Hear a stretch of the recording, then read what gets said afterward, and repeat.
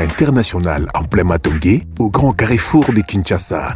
Plusieurs catégories de chambres, bureaux et appartements climatisés avec Wi-Fi et TV n'a faux prix. Petit déjeuner y compris dans son restaurant aux spécialités variées avec réduction des prix pour Naba client Oyuba Fandina Hotel. Ascenseur ultra moderne, disponible en permanence 24 heures sur 24, vous amène à tous les niveaux. Yaboina Matongé et Salaté. Notre adresse A4 Ikelemba, quartier Matongé, commune des Kalamou. Téléphone 084 710 99 99 081 600 8000. Hôtel Saphir, beau cadre, bel emplacement, bon prix et beaucoup d'avantages. Bienvenue à tous. Maman nangai eyeo bozelaki bolukaki bosengaki yango eyeo boza deja ya kosepela poto na poto Canada na facilité. Jouer et gagner à l'entrée Express Canada. Tu es la tête et non la queue. C'est la promesse de ton Dieu. Dans tes chances scénario y a vie en jouant à l'entrée Express Canada. Vivre ton avant Canada et après Canada net na film. Singleton $10, couple $15, famille $20, ya pamba. Prise en charge assurée. Yalarara, entreprise Fou de Jésus Business Namboka Oyo. Adresse César Moko, avenue Popo Kabaka A2 bis entre la banque BCDC et Maison de la Bible, Maison Fou de Jésus Business. Mbote balandi banso ya bosolo na politique officielle tokutana na bino mokolo ya lundi 12 août 2024 bisika banso bozali topesi bino mbote mingi tozali koyisa bino encore une fois de plus. Merci beaucoup pour na attention au bozalaka nango toujours na kati ya émission na bino ya bosolo na politique partout où vous êtes boali na mikili ya bapaya topesi bino mbote mingi na bayebanso ba kolanda biso na Europe boali belé bandeko ya France bandeko ya Belgique bandeko ya Allemagne bozwami na Pays-Bas boali vraiment ebele bisika banso bozali kolanda biso boali na Suisse tomoni bino bisika boali topesi bino mbote mingi pe mbote na bana ya Afrique mobimba bandeko ya Afrique bana ya Afrique du Sud boali ebele bolandaka biso tozora ba message tam notango nyonso bandeko ya Angola bandeko ya Congo Brazzaville bandeko nyonso ba kolanda biso na Côte d'Ivoire boali ebele na ngambo ya Égypte boali vraiment ebele pour suivre votre émission bosolo na politique officielle. Merci beaucoup aussi na bandeko ba kolanda biso na mikili ya Amerika tomoni bandeko bali na États-Unis na bandeko bali na ngambo ya Canada. Voilà, merci beaucoup. Merci aussi à tous les téléspectateurs au bakolanda biso na kati ya République démocratique du Congo boali nombreux boali ebele na kati ya ville province ya Kinshasa pour suivre bosolo na politique officielle. Nous vous disons merci beaucoup. Toali na bandeko mibale opena tosola na bango Mahimatali République démocratique du Congo na mokolo alelo ndeko moko ali na kati ya union sacrée kasi ndeko mosusu pe ali na ngambo ya opposition nde longo na bango tokobeta penza mazali koleka na kati ya mboka na biso parce que biso banso toyebi maima koleka na chambre haute ya parlement na ndako ya basage na Sénat bandeko balia moto na moto akopesa makanisi toyebi te décision ekoya ki ya union sacrée kino na week-end et pas ya tata mokonzi ya mboka. Est-ce que décision ane ali ko diviser ba sénateur tokosolango est-ce que zali ko diviser ba ebanso bazali na kati ya union sacrée tokosolango quid ya après élection avenir nini o union sacrée ya kozanango après élection na Sénat bandeko bali ya moto na moto akopesa ye makanisi tokosola pe mai décision ya CDP oyo bandeko basangana ki lobby pona Mahimatali UDPS tokosolola yango na kati ya masona biso. Cette décision est encore relevée Augustin Kabouya secrétaire général na ba fonction na ye. Est-ce que cette décision ezali bien accueillie? Est-ce que cette décision va être acceptée par Augustin Kabouya moto na moto pa ali na kati awa akopesa ye makanisi par rapport ya Mahima koleka na parti au pouvoir to solo la paix Mahimatali ville province ya Kinshasa parce que toi ali na kati ya ville ya Kinshasa to solo là par rapport au assainissement ya ville province ya Kinshasa pour to monaki Lolenge, staff Mobimba, s'il faut dire, le gouverneur ainsi que son vice-gouverneur na tourné Oyo, Bango Basalaki, Bandeko Baliawa, Motona Moto Akopé Samakansi. Est-ce qu'il faut des tournées pour embellir la ville? Est-ce qu'il faut qu'on s'implique dans Lolenge Bako Salé la Yango, Motona Moto Akopé Saye Makanisi? Mais avant tout, nous allons d'abord lire les informations du jour avant que je vous présente mes invités d'aujourd'hui. Goma, au moins 78 assassinats et 6 enlèvements enregistrés en juillet à Goma. Ça, c'est une communication de la société civile de Goma. Éducation. La ministre de l'ESU a lancé ce samedi à Kinshasa les travaux de la Commission nationale d'évaluation du système LMD. Crise à l'UDPS. Augustin Kabouya est relevé de son fonction de secrétaire général. Zambie. La réouverture des 3 frontières zambiennes au centre d'une réunion ministérielle ce lundi à Lubumbashi. Béni. Les bilans de la dernière attaque ADF à Mamov passent de 10 à 18 morts. Élection du Sénat en RDC. Les élus de la Grande Orientale exigent leur représentation au bureau définitif. Salubrité à Kinshasa. Daniel Bumba lance l'opération coup de poing. Procès pour tentative de coup d'État. Le tribunal se prononce ce lundi sur les demandes de liberté provisoire des prévenus Jean-Jacques Wondo et Ephraim Mugangu. RDC Sénat. Début ce lundi de l'audition de messages et élections du bureau définitif au Sénat. Kwilu, 5 cas suspects de la fièvre jaune notifiés dans la zone de santé de Kimputu. Voilà tout ce que nous avons prévu pour vous comme information du jour, très chers téléspectateurs. Sur ce plateau, nous avons 2 invités. Toali Namwana Mboka Claude Ngoma, oh Lelo Penza et na casquette. Il y a coordonnateur de l'ASBEL, Action pour la démocratie et la bonne gouvernance. Azalipe, analyste politique proche de l'opposition. Mwana Mboka Claude Ngoma, bienvenue.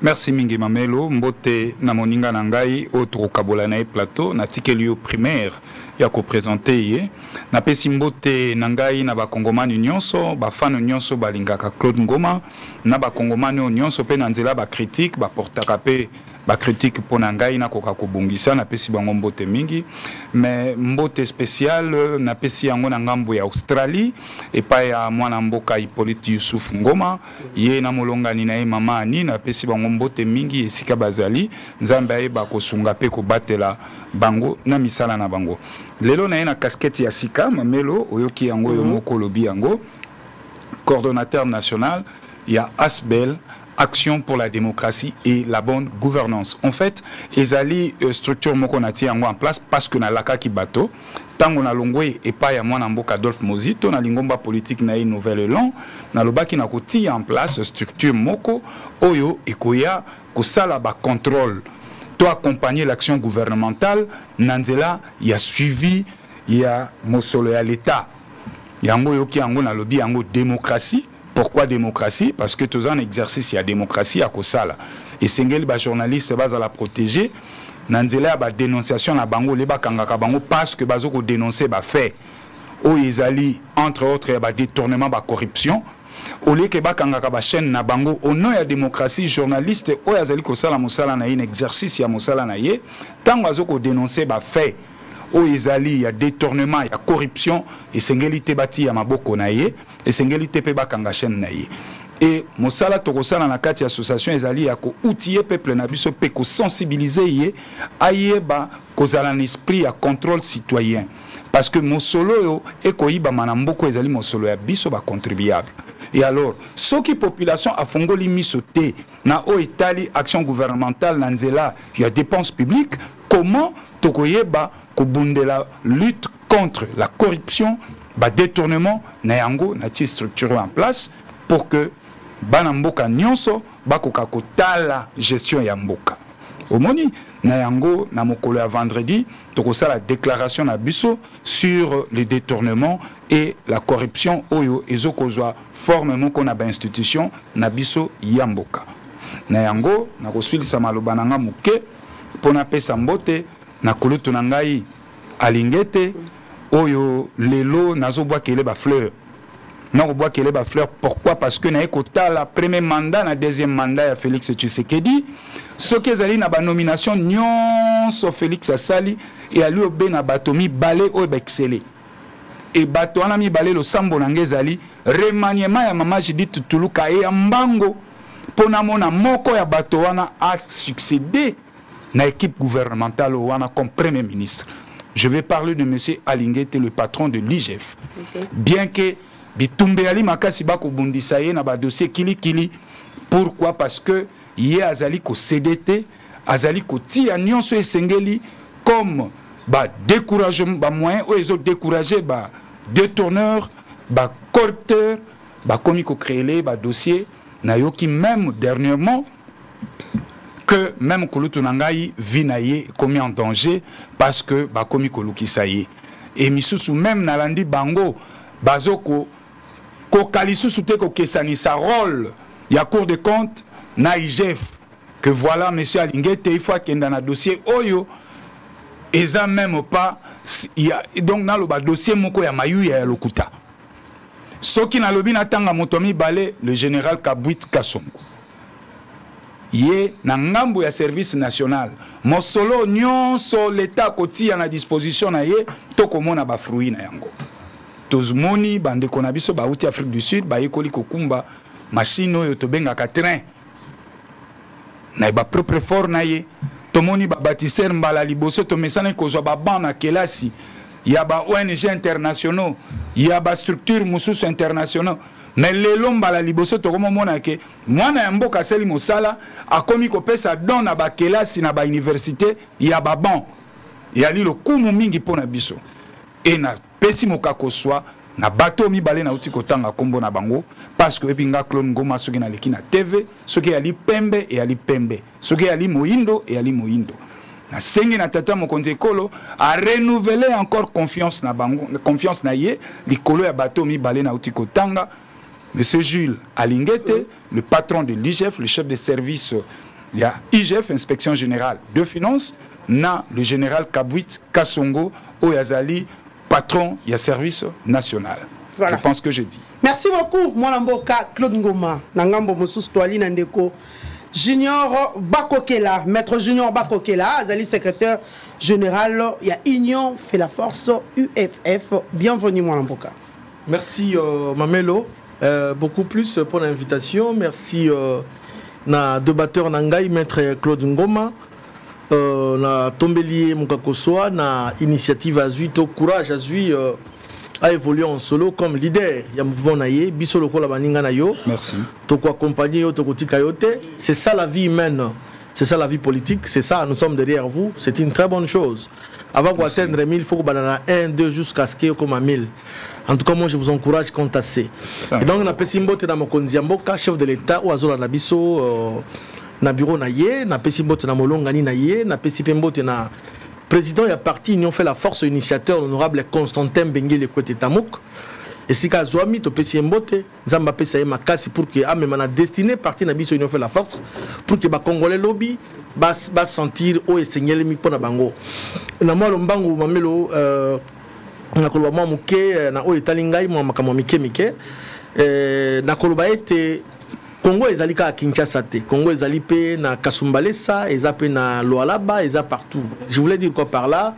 Il y avait une délégation, il y a SNEL SA conduite par l'assistant technique et top manager bakitaki na Kasumbalesa pona kota la misala ya construction finissage donc poste ya sika batongi c'est déjà Wapepai bande côté Wapepai poste on est aider 3 villes notamment ville à Kasumbalesa où bako bénéficier na capacité à 100 MVA bande ko Sakania na Mokambo etc. parce que ça Congo et donc bakendaki misala za ko salema misala c'est déjà je crois que population il y a contre on a ba ko sepela pas banté poste il y a haute tension c'est déjà. Et deuxième des choses, samedi l'équipe il y a DDK, département de distribution à Kinshasa, ensemble avec l'ingénieur Denis Tukuzu, qui entretient matériel, notamment il y a matériel électromécanique, où il y a poste et il y a Founan. Et donc, Congolais, or qu'il y a des histoires qui se font en coulisses sans qu'il y ait. Et donc, l'équipe Bakita qui va entretient le matériel pour que tant que courant est posé problème à Kinshasa, moi je crois que c'est une bonne chose parce que gouverner c'est prévoir. Et les DDK, ensemble avec son équipe, Bazala qui en a pour la Misala qui déjà, nous avons encouragé cette nouvelle élan Oyo. La société est pour desservir les Congolais dans le monde, c'est une très bonne chose. Moi je crois que le débat est là ouvert. Les Congolais côté Bazoumi partout dans la prison Makala. Parce que cette fois-là, la fois passée, on m'avait appelé, dans Makala, et que Balandarabi soit attentivement dans la prison Makala. Et donc, moi, je crois qu'avec Claude Ngoma, le débat est ouvert et puis qu'on a apaisé. Voilà. Et ça sera une bonne chose pour le bien de la patrie. Voilà. Bandeko Balandi, Bino Paina Bozuli Bakou, Yarotala Bisso, Namokula Lelo. Nous allons d'abord vous proposer un élément. D'ailleurs, nous avons une information au Photopé Sabino maintenant là. Le candidat Idrissa Mangala vient de retirer sa candidature au profit de Samalou Kondé, candidat choisi par le chef de la majorité. Nous allons d'abord suivre cette réflexion. Il y a rédaction, il y a Bossolo Télévision. Après cette décision, il y a chef de l'État qui deviendra l'union sacrée. Après cette décision, il y a bureau définitif, il y a parlement, les tickets aux Israéliens qui choisissent. Et puis nous allons revenir tout juste après. La guerre devient inévitable au sein de la famille politique du chef de l'État et Union sacrée de la nation. Après l'alignement du ticket voulu par le président Félix Tshisekedi, autorité morale de l'Union sacrée de la nation, certains partis, frustrés par ce choix du chef, n'ont pas tardé à manifester leur mécontentement et menacent de se retirer de l'Union sacrée de la nation au cas où les choses ne seront pas revues. D'après les partisans de cette formation politique qui soutiennent le chef de l'État, ce bureau définitif, tel que présenté par Augustin Kabouya, n'est pas inclusif et par conséquent n'engage pas l'Union sacrée de la nation. Malgré l'avis de l'autorité morale Félix Tshisekedi, le camp de Vital Kamerhe maintient la candidature de Estache Moanzi au poste de deuxième vice-président. Les sénateurs du Grand Équateur, par contre, dont Jonas Munkamba était la personnalité idéale, dénoncent leur non-représentativité et la surreprésentation d'autres espaces qui est le Kassai. Le regroupement de Pius Mabilou maintient aussi la candidature de Justin Kalumba au poste de rapporteur à ACPJ. Demande aux sénateurs de faire le choix de la sagesse et de rejeter tout ticket donné par l'Union sacrée de la nation. Il faut aussi signaler que l'absence des femmes dans ces tickets est également décriée pour la plupart des postes, mettant ainsi à mal le chef de l'État, lui qui prône la masculinité positive. Au regard de ce qui précède, il y a lieu de s'interroger sur l'avenir de cette plateforme après l'élection du bureau définitif, car au-delà de ce qui s'est fait voir, le mécontentement se ressent aussi même au sein de l'UDPS, d'après certaines indiscrétions, car certains cadres ne veulent pas la présence de Samalou Kondé à la tête de ces bureaux. Voilà, l'étiquette de l'Union sacrée pour le Sénat est connu. Sur décision du président de la République, le chef de l'État Félix Antoine Tshisekedi Tshilombo, Jean-Michel Sama Lukonde du regroupement AB a été choisi comme candidat président du Sénat. Voilà Mboka Torobanda Nayo comme c'est l'Union sacrée, UFF, c'est un parti membre de l'Union sacrée, Junior Bakokela. Dites-nous après cette décision, est-ce que l'Eloto Kolobake, Union sacrée, Azali toujours d'un commun accord? Merci Mamelo. Moi je crois que Bato Baza, partout Bazo Landabiso, il est important à connoter que l'Union sacrée, c'est une famille politique. Une famille en sens au coup de parti belé na kati ya libota. Initiateur de l'Union sacrée, le président de la République. Objectif est pour la gouvernance, il y a qualité pour les Congolais, besoin. na koloba ete na régime Meleka bazalaka pe na mangomba na bango notamment majorité présidentielle etc. Tant mokonzi Nzamboka a créé le sacré atandaki maboko na moto nyonso akota pour que to kamba mibwasika to la bonne gouvernance na kati ya mboka na biso. To koma na élection en 2023 et sili esengelamaki ko mettre en place ba institution. Tout le monde qui attend au niveau de l'Assemblée nationale pour que mettre en place le bureau définitif jusqu'à ce que mon Nzamboka a que les trois principaux candidats les primaire qualité et compétence pour gérer place mon Nzamboka Vital Kamerhe Bahati Lukwebo papa Christophe Mbosso le patriarche bazalaki bango nyonso au point pour que gérer perchoir de l'Assemblée nationale et les qui député na pouvoir bango départager bango et puis zalaki nango logique parce que Bahati n'avait pas démérité moi encore Mbosso n'avait pas démérité tout le monde avait la capacité à gérer l'Assemblée nationale et que ça là que en toute démocratie député porter choix et pas ya Vital Kamerhe to monaki papa Modeste Bahati le patriarche a telemaki ayambaki ndekonaye Vital Kamerhe. Et puis après ça qui ordre na famille politique na AFDC allié, to regroupement AFDC allié, voter ndeko Vital Kamerhe. Wana to monaki opposition mokote ke muto a s'entêter non comme il y a qui na primaire, il faut ngana le kana niveau ya na élection proprement dite, na postuler, na persister jusqu'à la fin. Non. Tout le monde avait respecté, n'est-ce pas, la voix, il y a choix ya député. Là, il n'y avait pas un problème. Nous sommes allés aux élections, Kamerhe a eu des voix, tout le monde a monté plus de 300 et quelques voix en concours avec députés AFDC alliés, tous les députés votent qui ticket les gars qui sans problème, ticket à Union Sacrée et posa qui problème. Mais maintenant ici nous sommes arrivés dans la chambre haute, au Babengiango, chambre il y a sage qui est le Sénat. Bureau provisoire Basali Moussala Nayango, notamment basé dans 3 objectifs. Élaboration, il y a. Non, d'abord validation, il y a mandat, il y a du sénateur. Deuxième des choses, il y a qui élaboration règlement intérieur, il y a qui jugé conforme à la Constitution par la Cour constitutionnelle. Et troisième mission, il y a qui élection à bureau définitif, oh lelo, sobele soukana bisanga. Union sacrée et Kaïma Bokote. Mokonzamboka, et Tungisa Magma Mouké, Azaki na déplacement, Namboka Bapaya, Tango Azongi, à côté, parce que Bissoupe Tobele la qui t'habite. Na Sénat ezokende lokola loyenge loko même banyama na zamba batambola kana mulongo okomona to tata to mama za la liboso bana na katikati to bino la façon dont ils ont sakezo ke na Sénat et ça lokwa to na jungle mutamuta za ko imposer loi na ndenge na ye mokonzi Mboka Nzamba sunga tete Nzamba sungi chef de l'état azongeli biso na nzoto kolongono ay kota la bino nous sommes l'union sacrée nous sommes une même famille a bengi bango bokuta na ticket Union Sacrée et ça se présenter de manière oyo ndenge mokonzi Mboka monaki.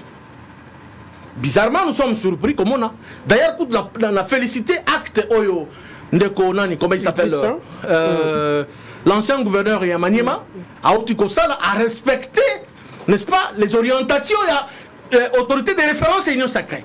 Mon Mboka Idrissa Mangala a désisté en faveur de Sama Lukonde parce que Sama Lukonde les ali choix ya mokonzi Mboka. Premier vice-présidence, choix Mokonzi Mboka. Deuxième vice, etc. Tina membre ya c'est bon, membre ya c'était mais membre selon bureau ya définitif. Mais ce qui est plus dangereux et puis étonnant c'est que jusqu'au moment où tout ça va passer émission oyo bande comme ça va persister balobi bakokende tina suka, c'est-à-dire que bazako violer intentionnellement ba consigne à Mokonzi Mboka. Volonté à Mokonzi Mboka. Et pourtant, tout le monde qui est dans la chambre basse, ça a été respecté à la lettre. Mais au Sénat, non, tout le monde est comme ça, jamais. C'est-à-dire quoi? En outre, il y a Kolobako, Batouana Baboni Tshisekedi Tshilombo, Azaï Soussou, n'a pouvoir et pas une bangote. Et pourtant, on a le deuxième mandat, depuis le deuxième quinquennat. D'où nous demandons au chef de l'État, à Fungola Miso. Amo ateke bandeko wana baza sorti kolba o démocratie té baza ko s'opposer na ye tant qu'il est encore en fonction de peur que est tombé et retourné makambo Joseph Kabila monaki na suka ya mandat na ye bato belé ba pesa ki em Congo ba tiola ki balobi asi a commune na ekoki vide ça Mboya Kopala soka souta comme na souka ya mandat. Mais ici Tshisekedi azali na deuxième quinquennat na ye, il lui a encore 4 ans et demi pour que deuxième mandat na ye comme na souka. Chef de l'État a une disposition, une mesure qui s'impose pour la oyo baza ko s'entêter parce que les tickets ezali volontaire à Mokonzi Mboka. Mais pourquoi à l'Assemblée nationale il y avait élection en primaire et cette fois-ci au Sénat là c'est le choix du chef? Pourquoi? L'Assemblée nationale la primaire ezali pour la présidence. Na poste tout poste ezalaki selon comme ba candidat ba Akebele. Voilà. Parce que tout le monde a mécontentement na ngambo ya ba notable ya Équateur. Mécontentement makasi et ils avaient aussi un candidat, n'est-ce pas qu'il ezaka parti mosaïa UDPS et c'est toujours l'union sacrée. Non, madame, Omoni, je l'ai dit ici tantôt. Na Assemblée nationale et pourquoi pas les faire aussi au Sénat? Pourquoi là les chefs? Non, justement, les chefs aussi n'a pas tort. Dans le niveau Assemblée nationale, tous les 3 potentiels candidats, je parle de potentiels candidats, parce que background, il y a Modeste Bat, Moutago Tiango Tembezate, expérience, il y a Mbosso Aote qui géré chambre basse du Parlement, Moutago Boyangote, Kabir a géré en 2006, Moutago Boyango Azate, chef de l'État qui devant un dilemme, aboli tous les 3 potentiels candidats. Et puis, Bangonio sous membre du présidium, bien entendu, il y a union sacrée. Alors, ceux qui l'ont pour la Modeste Bat, l'autre sera frustré, on vous allez frustré. Tika était quand on a 4 assemblées, bah député, bah de partager. Vitel Kamé, il n'a pas eu plus de 400 voix. Non, chaque moutozo qui va voir selon ma compétence, selon considération, et pas il y a député. Tout le monde avait accepté ton s'inclinant qui m'ont donné sur l'albaté, mais bah député, bah s'inclinant qui, même la population, ton s'inclinant, non, ça va, c'est la voix et primaire, c'est la démocratie, tout est à caméra. Mais ce qui est respecté à la ligne volontaire chef de l'État, tout d'abord, je suis allé trop vite. Idée à cause de la primaire, et où tu pas les 3 candidats. Et où tu pas mon candidat. Tant que Yambi Bango, tout le monde a déterminé que la présidente de l'Assemblée nationale. Abino, il y a chambre, non, il y a bureau. Abino, non. Bino pour la bino bo sangala bo pe sanga kombo ya motomoko bango ba yokani ba lobite pour na biso to monitor le kana primaire. C'était l'idée, il y avait les 3 potentiels candidats. C'était même pas le chef de l'État. Il y a Salika qui a appliqué Oyo bango basengi dès les cas qui bongo na Sénat ndeko candidat il y a eu de PS a ko retiré ko se retiré parce qu'il a respecté Oyo Mokonzi a Pessi. Mais les violons ne s'accordent toujours pas à l'interne. Hein? Mais justement, vous avez suivi la déclaration. Il y a un sénateur, il y a un Équateur. C'est vrai, le sénateur a grand Équateur parce que l'espace grand Équateur, parce qu'il y a 93% de suffrage. Qu'on se le dise, madame. Après l'espace Grand Kassai, deuxième position, c'est l'espace grand Équateur. Parce que le chef de l'État, 93% de la voix. L'espace Moussous qui a 77 jusqu'à ce qu'il y a Katanga, après le chef de l'État, 17%. Peu importe, le chef de l'État a poni, moi Namboka, Samaloukonde, ou un espace Grand Katanga. Mais quid de l'équilibre géopolitique? Mais non, l'équilibre géopolitique, il y en a parce que Nakati Wana Romona, maman Françoise Bemba, a un espace Grand Équateur. Il y a une ponias à la comme étant candidat. Mamani Satikeli, maman Françoise Bemba. Bon, ils ont choix des anciens autant qu'il y a un présidium de l'Union sacrée. Je proposer que non. Par rapport, non, présidium d'abord. Il a imposé, mais par le but que non, chef d'État est champion en masculinité positive. Il faut que moi aussi à la bureau. Comment expliquer que 7 membres de la Mbali? Non. Il faut autant d'espace grand côté, mais à une seule condition qu'il y a la moi aussi. MLC, avec autant là. Na sénatrice, sénateur Nyon se lie à province Équateur, espace grand Équateur. Moi, je suis à Moko. Si on pouvait dire que non, ben favoriser de Konaye. Et qu'on considère que moi, je suis à Moko, maman Françoise, Otopé Sibaboko, côté Azwami. Yenda Zalaki Yemoko, alors, chose à te. Nde batie comme na ya zala pa matin, na kati ya bireko zalaka mibali te, basi pe bazala. C'est clair comme le lot clair de l'eau clair. Maintenant, Namboka Junior Bakokela.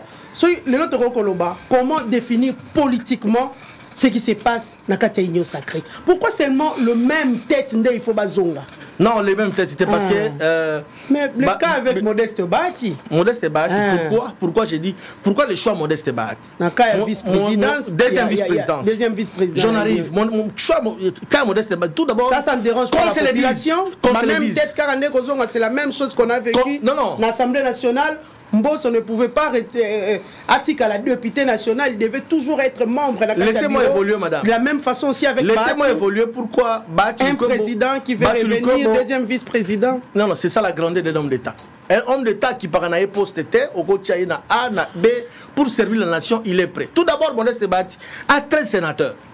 Bati Lukobo a 40 députés nationaux. 13 sénateurs? Oui. Donc on pouvait lui remplacer par non, un autre. Laissez-moi d'abord dire, ça pourquoi d'abord il y a Moutou. Pourquoi il a 40 députés nationaux, il a 13 sénateurs, il a 77 députés provinciaux, il a 94 conseillers municipaux.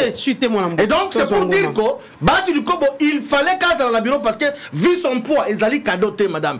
Ce qui parle de la proportion par rapport à 40 députés, c'est que 10 députés vaut un ministère. Bah, tu allais avoir au moins 4 ministères. Mais tout le monde va passer 2 ministères. On a un coût de travail, emploi, prévoyance sociale, c'est-à-dire CNSS, bah, tiens, on a santé. Il n'a pas à l'élité, à Gangité, à Tchémakele l'été. Mais sauf qu'il y a la deuxième vice-présidence et qu'on a la paix justice, parce qu'il est en politique, et on ne se fait pas des cadeaux en politique, et ça, rapport de force. Bah, il y a autant de députés qui ont élucidé, et donc il mérite ça, c'est la carte à bureau. Mais fort malheureusement, tu as comme un spectacle désolant, madame. Comment on a... Il était déjà là. Qu'est-ce qu'il avait fait? Non, non, il a beaucoup fait. Il a fait. Il a amélioré les conditions sociales. Il y a des gens administratifs à Sénat. Il a érigé, a construit un bureau à Sika. Pour les gens à Sénat, a fait des conditions socio-médicales. Il y a Malamu. Il y a Malamu à Sénat. Et donc, tu vois comment on a s'est réveillé par le bité. C'est qu'il ne vaut rien. Déjà, il faut surtout s'entêter la candidature jusqu'à la fin. Au moment où bateau Bazaki désiré dans une ce sont ceux-là, Bazaki ont préparé déjà, dans quelques années, sous quelques mois, va tourner de compte c'est déjà non, on n'a pas été avec lui pour Baloukabazo électoral en 2028. Mais lorsqu'on s'assied en politique, on doit aller jusqu'au bout. Tout ce qui m'a dit, t'as la jeunesse. T'as la bateau Bazali sincère vis-à-vis de yo. Mais ticket aux salles nationales à minute on va persister jusqu'à la fin. Ndé bango on a bazaba traître. Voilà. Ça trahit chef de l'État. Wow. Les calculs politiques posent problème à l'Union sacrée mon amboka ngoma. Ba traître ba bimi, ba bazay ko trahir chef de l'État ba bimi. Revoir encore une fois de plus ba vouloir revenir na kati ya bureau définitif ya ba membre Sénat.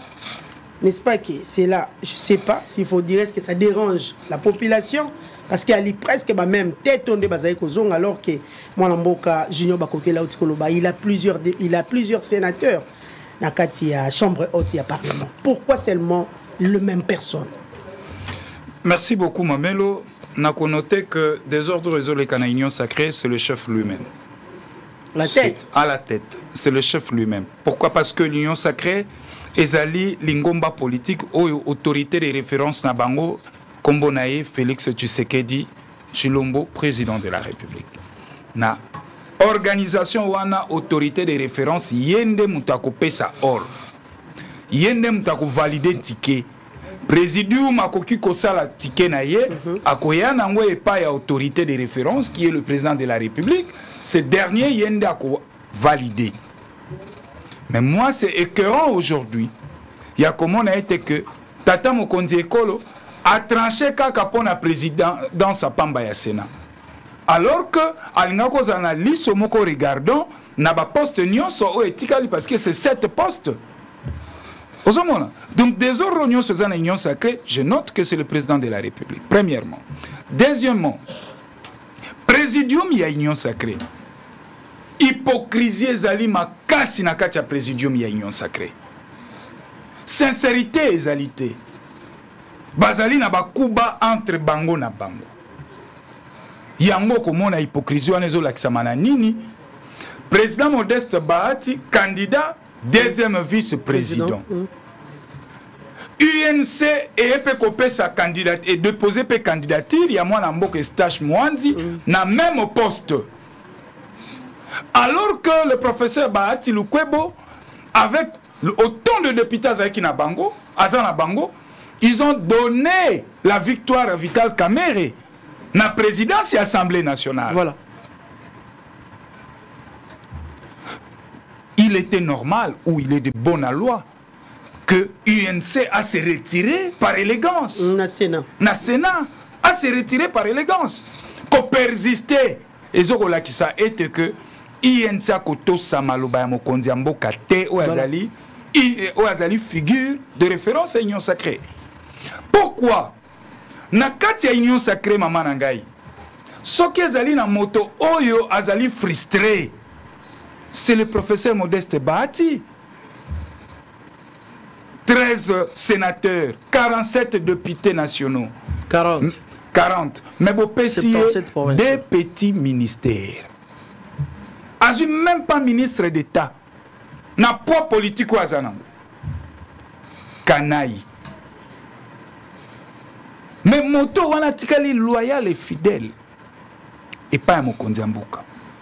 Ceux qui ezali lelo na ba collaborateurs oya mokonzi ya mboka azali sérieux et fidèle et loyal.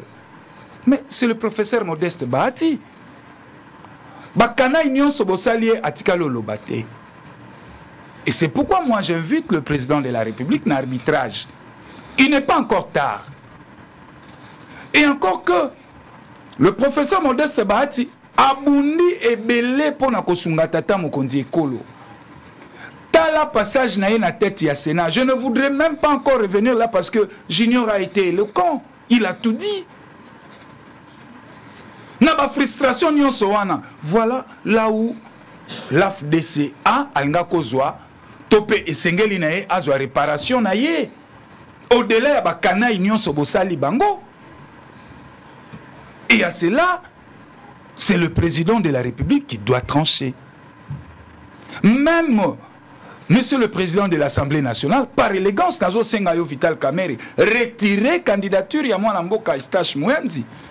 Parce que eza candidature moko ya Soni, et de deux, ezali candidature moko ya Bombanda. Candidature ya Bombanda. Soki tolobi totia tableau ya Modeste Bahati, awa na droite, tozi tableau politique ya Eustache Moyenzi na gauche, et Ali Boutou na Moi. Et encore que deuxième vice-président il y a Sénat. Modeste Bahati Foazo Yango, pourquoi? Aoutiwana, au nom de continuité des affaires de l'État, chaque fois Arobanda Koede, Samalukonde na présidence il y a Sénat. Donc nini wala borobenga ni coaching ndenge sami na Assemblée nationale. Mais ce n'est que normal pour que la République gagne.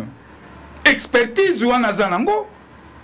Pour que la République gagne, cause en a dossier, monsieur Cézanne, le professeur Modeste Bahati a na présidence, a commis deuxième vice, a belé a contribué peine à Samalukonde. Est-ce que bande Union Sacrée bazo sa la lecture? Ou soit il y a un motema mabe, motema ba musicien ou ngeba beta 12, et pas à prof Bahati. Mais moi je pense que c'est le président de la République qui doit trancher en dernier ressort. Pourquoi je dis Maman Nangai, Sénat lelo komi osala biso pasi. Sénat est komi akoswane la ba poste. Et kotika batike o etika liboye. Ezali ko favoriser corruption. Soki basali ticket unique corruption ekozala te. Mais kotika batike o na yebike bato nyonso balimi sato na poste. Ba sénateur bako bula koleka sprinter mama na ngai yo kondimate. Po mbongo ekotambola. Mbongo ekotambola. Voilà mécanisme moko eza simple poto ya corruption to sala ticket unique. Ezali ordre na kati ya lingomba union dite sacrée. Mais pourquoi pas recourir na primaire comme c'était à l'Assemblée nationale? Non, même tant so bakeli na primaire. Mbongo ekotambola. Na primaire, le chef tranche directement. Pourquoi ne pas passer na primaire? Non, mais chef Azanani, tata na kati ya famille. Soki papa lobi. L'Assemblée nationale qui tata na kati ya famille. Ezali erreur salama ki na Assemblée nationale, il fallait qu'il basa la ticket moko partout, batika ki na bango, et le même erreur na Sénat. Or, erreur wane ko favoriser corruption. Boza 2 tickets, 3 tickets. Ou a refoula bien, ou a repé salaire bien yimta oleka. Ozomon. Alors, pour tout le monde, il y a déjà corruption de façon moko na ba mécanisme moko simple. Que le présidium y a union sacrée. Bavanda, mokonze abenga bango. bati ya mai na vino na bango que le président de la République tranche. Corruption ekozala te. Corruption ekozala te. Et ngai pana ngai nazomona oyebi professeur Modeste Bahati c'est vraiment un homme d'État. Au-delà ya bakana nyonso basali il est toujours loyal. Oyoka ki alobaka susté. Mais comment INC bakoki kolamuka? Na tongo ba ekotika candidature Eustache Mwanzi. Na kosenga la bande kwa INC babimisela biso parcours politique à Eustache Mwanzi. Quelque part il faut méritocratie ezala, profil faut ezala regardons. Est-ce que Bogota l'a vraiment Eustache a géré, non? À gérer, oui. Ce qu'on voit parcours politique membre du gouvernement aussi. Mais avec quel résultat? Avec quel résultat? Olingina fumula ba plan muso c'est ça. Bahati avec quel résultat? Bahati avec quel résultat? Mais non, Bahati est derrière le calcul politique. Non, maman Nangaï. D'abord le professeur Bahati a un calcul politique. Parce que c'est un homme qui vit mieux sa vie. Quelqu'un qui ne veut rien manquer. Non, écoute, d'abord c'est un corps scientifique. D'abord c'est un corps scientifique. Le corps scientifique au monde a bangote na bitumba ya politique abimisa manzaka non. Aza professeur avant dina azotala. Ce qui ezalaki azaki vraiment politique au monde na ba déclaration butumoy. Boye bisanga bo bimisa ta vidéo moko. Au professeur Bahati azosa ba déclaration grave menaçant même l'union sacrée. Il est resté cohérent, égal à lui-même. C'est un homme d'État, Maman Nangaï. Azali na parcours monene politique na mboka na biso. Et encore que Sénat ba bengi yango chambre ya basage. Obi lelo Sénat est comme désacralisé. Et ça ba tumusu ba aligné bango ba candidat wana na poste deuxième vice ou troisième vice boy. Ata na diplôme d'état te. Olingi na tanga ba kombo la plateau na Maman Nangaï. Chambre basage. Quel est ce papier, quel est ce ali nangote? Moto na otanga comme dans un espace grand Équateur. Est-ce que c'est normal? Moli moi copie quotidienne d'institution. Alors moi j'en appelle na retenu na présidium à Union Sacrée et j'en appelle au président de la République de remettre l'ordre dans la maison. L'Union Sacrée ezali ngomba politique ezo ko accompagner na vision na ye. Soki ati ordre te akozwa pe litombate. Voilà. Et donc il est de bonne loi que le président de la République a bétamé ça à kokako zongisa nyonso na or to sala basala ticket moko pona ko boya 1 désordre, 2 corruption parce que ko sala soni au commis sénateur à coup de billets de dollars. Et ça m'a lamuté. Sénat obiso toyeba ki ya basage. Totika la komona ba scandale ebimité. Rien que na dépôt ba candidature à Pamba Koulou ne bundami. Par manque de culture politique de l'homme congolais. Bato bako voté na bureau d'âge ezali ba sénateur. Pour nani na parler du peuple nzinga nzinga na ngoboté biso ba photo. Biso population to voter bango. Campagne, c'est normal. Non, mais campagne c'est la ngona kati ya ngate. C'est RTM doit voter. Bato bako voter ça ba collègue no ba sénateur. Et le règlement d'ordre intérieur, il y a Sénat et coupé ça bango 48 heures. Pour ça là, campagne na bango. Mais la campagne n'exclut pas que bamba photo, soit que tia ba banderole, c'est eux qui excluent. Mais kasiba tia ngona kati ya chambre. Bo ba solution libanda pona. Bango mo ba sénateur batala bango. Les razo les voiture filmée non son noir ou les vitesse ça mona. Non. Et c'est un biso l'homme politique congolais à Kokakozwa. Conscience ya kutsale la école avec culture politique moko ya malamu pour Congo et Tombouama. Et grosso modo, je vais dire que je réitère encore soutien Nangaï na professeur Modeste Bahati, le collaborateur le plus sérieux, le chef de l'État, ou Azali loyal, le chef de l'État. Chef de l'État, bateau nyon sobazo lando na makele le bakotika na ngonga suka. Mais pourquoi? Et je rappelle. Pourquoi moi Mboka Klengoma? Pourquoi le choix? Il y a candidature, il y a Samaloukonde, il y a aussi cité plusieurs réactions au sein de l'Union Sacrée. Mais justement parce qu'il y a des ordres résalis. Toujours parce qu'il y a le désordre. Oui, mais c'est-à-dire il y a nini. Union Sacrée à un moment donné, bah comment gérer Mboka. Mais tu as bilan, na habité.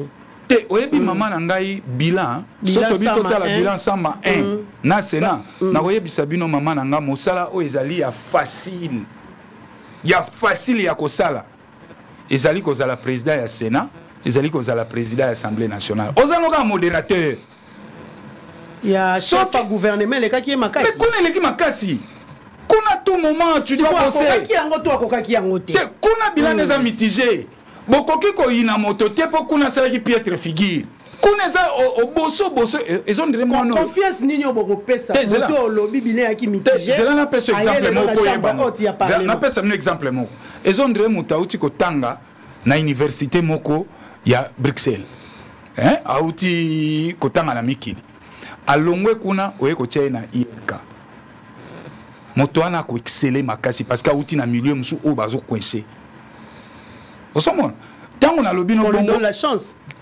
aza la chance pour eza musala ya PTC un modérateur le président du Sénat le président de l'Assemblée nationale c'est un modérateur et que c'est ni même na tâche avec un ministre qui a tout un temps de dossiers devant toi à signer à traiter yo ozana cabinet na yo wana étant que président ya Sénat to ya parlement au-delà ya conduite ya débat ceux qui ba dossier zali et l'équipe déjà na plénière yo zo boka kude yeb sango sani donc bato wana bako critiquer ça maluko des faux débat il y a débat caniveau ozomona il y a débat caniveau mais ngai awa na kozonga pona rappeler bato l'AFDCA du professeur Modeste Bahati na union sacrée et ça qui première force politique a réitéré confiance na ye na président de la République pour na porter ye na candidature o euti ko le législatif passé 3 ans avant professeur Modeste Bahati alobaki déjà candidat na biso 2024 c'est Félix Tshisekedi tala loyauté pendant que bato musu bazaki na ko luka ba poste yesa beta yango tongo moto wana aza homme d'état akoué la poste té. Monsieur le Président, des autres réunions, c'est l'équipe Cana, union, c'est l'équipe na FDC. Voici le moment pour na FDC à la réparation naïe. Bopé sa professeur Modeste Bahati, c'est le seul ticket na niveau ya deuxième vice-président. Merci beaucoup, Mwana Mboka. Claude Ngoma, Torosenga na technique à balancer Bissou encore cet élément, il y a gouverneur de la ville, Daniel Bumba, Lolengue Alansaki. Opération, il y a coup de poing. J'espère que s'il y a des images, vous devez illustrer et nous mettre aussi la vidéo où le gouverneur est en train de lancer l'opération coup de poing. Comme ça, tout zonga juste après pour le débat.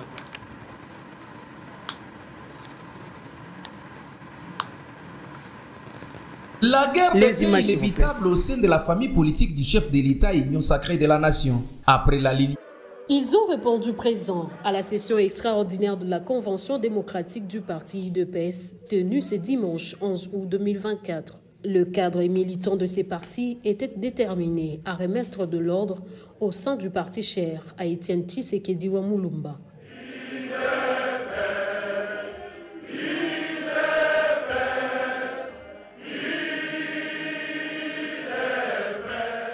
Avant la sentence sur le sort d'Augustin Kabouya, le bureau de la Convention revient sur la portée de cette session extraordinaire. Je vous rappelle les missions et les compétences dévolues à la Convention démocratique du parti. Le point zéro, commencement de l'opération coup de poing tant entendu, auto-annoncé à Kinshasa. Parce que Kinshasa, n'a mis Toyo, et les alliés n'ont pas déchets et belés aux alliés évacués. Un petit calcul simple, tout ça, on a plus de 3 420 000 tonnes de déchets disséminés dans les 24 communes. Dans les loyaux, tout le monde bien au combat, tout le monde nettoyer, mais en fait, il y a des cigares qui sont déchargés. On a terme là qui va décharge de transit, il y a quelques trous noirs dans la rivière pour na banda. Pour ça, l'étape, il y a Liboso, il y a l'opération coup de poing parce que pour ça, là, il y a des bandits. Est-ce que tu as des charges finales? Ah, il n'y a pas ça, ils ont domaine, il y a ville à Kinshasa.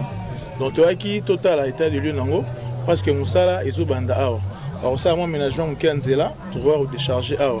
Et on a total là, tu peux s'appeler information. Dans la réunion, on va occuper illégalement, parce que la disposition pour libérer.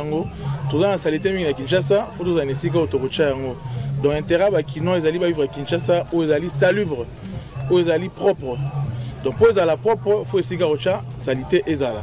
Nesigo Troya pour la musala et banda dès à présent. Donc voilà un peu le sens de cette itinérance. Il y a les loyaux. Voilà qui ça. Tout ça l'intérêt de ça ezala propre. Les tolobaki ezala bongo très salubre. Alors il faudra aussi bisogno surtout accompagner activité tobandi les lots. Tout ça a presque une année. Au musala il y a comme le salamité. Moussala a déchargé Salamité, Moussala a curé Salami comme il se devait. Alors il faudra aussi, il colonne en haut, la mentalité n'a pas de bonga. Toi accompagner Moussala, il y a des Kocha Bosoto.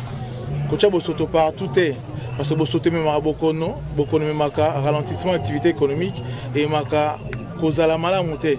Alors le bien-être de Tolingi, ils ont maintenant la propriété de l'Ocha, n'a pas terminé la Séni. Donc tout le monde a s'impliquer. Les lots n'a pas d'opération et la structure, nous sommes accompagnés. Tout ça, l'armée dans la Simabiso, tout ça, l'église va s'impliquer, dans Nabiso, corps est belé. Il y a vu la Kinshasa ennemi comme son opération. Mais à moto, il y a une biso bakino façon de s'approprier. La question, il y a assainissement, il y a ville Nabiso. Donc, vous allez devoir kaka, yangai, n'importe gouvernement, gouvernement provincial, mais vous allez devoir, il y a biso nion sur bakino pour que Kinshasa est à la bonne propre. Voilà, merci beaucoup à la technique pour cet élément.